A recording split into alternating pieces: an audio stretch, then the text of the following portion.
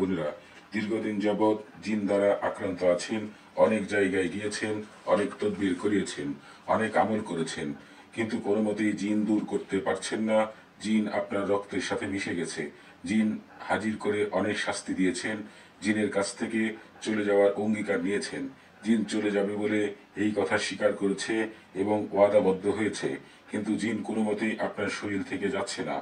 আপনাদের একটি কথা জেনে রাখা ভালো, এই পৃথিবীতে মানুষ যত গুণ আছে তার চাইতে 10 গুণ বেশি জীবজন্তু আছে। জীবজন্তুর চাইতে জিন 10 গুণ বেশি আছে, জিনের চাইতে শয়তান 10 গুণ বেশি আছে। এর চাইতে ফেরেশতা যে কত গুণ বেশি তা আল্লাহ তাআলাই ভালো জানেন। আল্লাহর কোরআনের মধ্যে বলেছেন, আমি মানুষ ও জিনকে সৃষ্টি করেছি আমার ইবাদতের জন্য।